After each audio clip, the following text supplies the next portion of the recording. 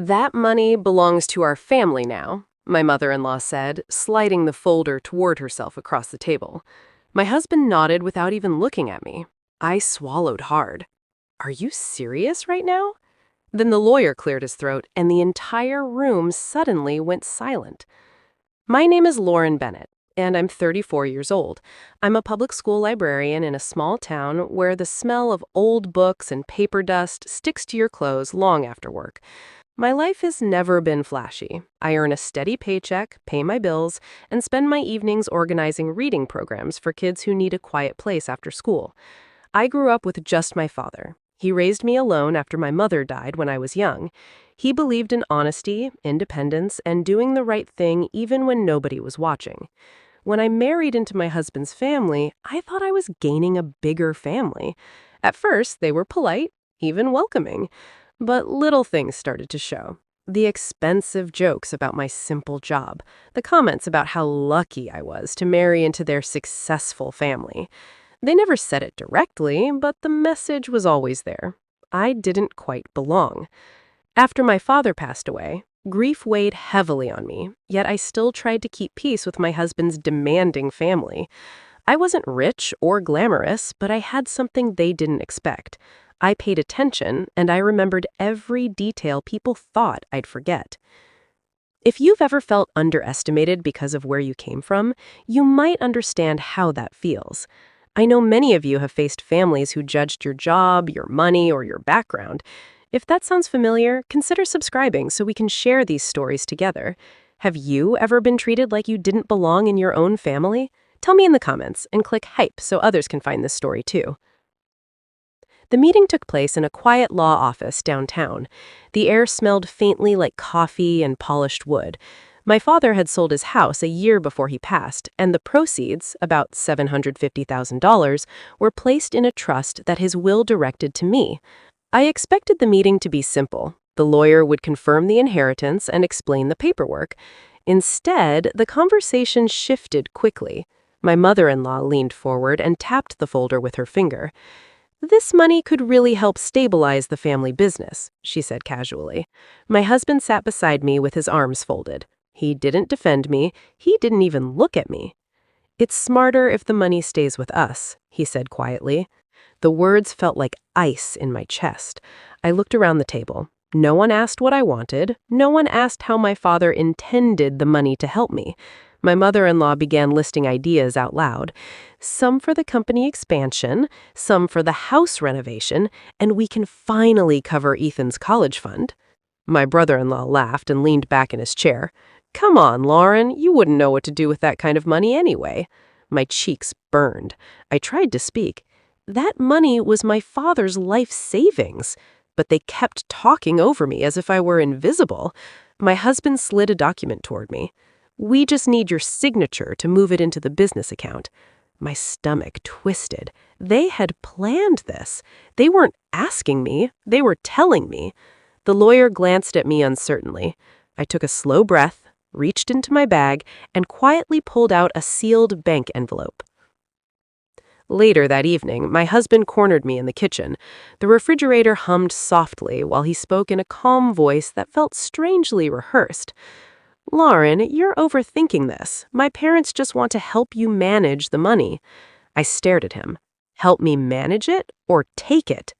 He sighed. "You don't have experience with investments. Let the family handle it." That was the first betrayal. The second came a week later at a large family dinner. The dining room buzzed with conversation and clinking glasses. My mother-in-law smiled proudly while explaining the renovation plans for their lake house. "Once the inheritance funds arrive, we'll finally upgrade the guest wing." Several relatives congratulated her.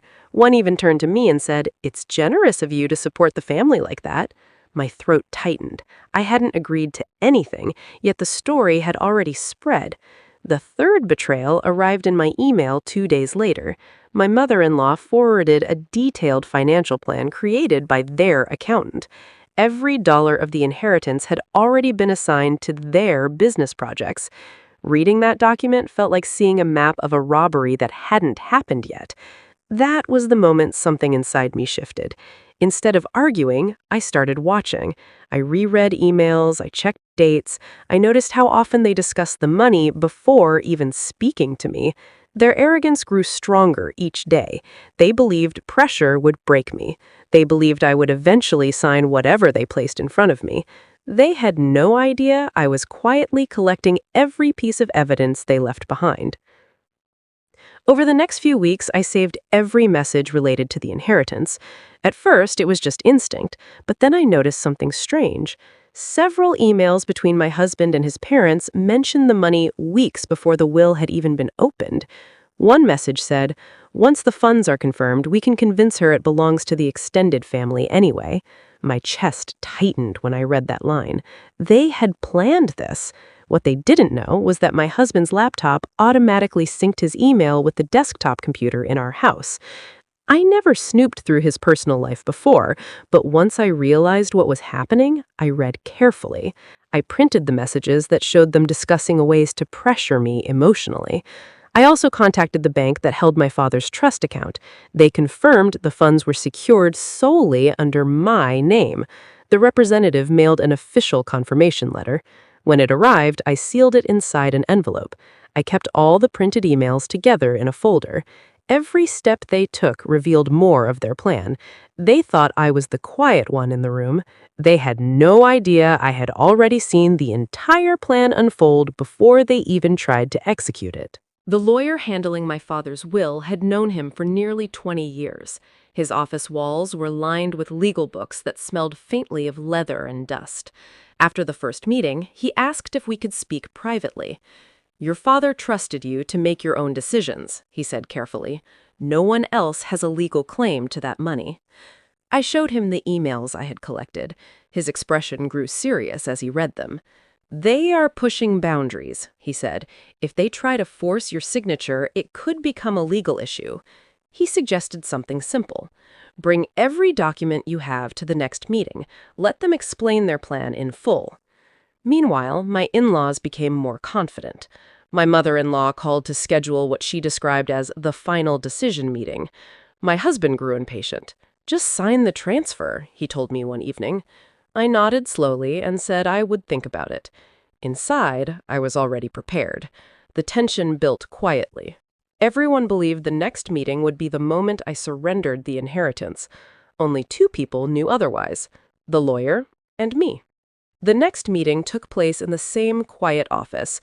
Papers were neatly arranged on the table. My mother-in-law began speaking immediately. "We've finalized the investment structure for the inheritance." She outlined the business expansion and renovation projects as if the decision had already been made. My husband slid a document toward me.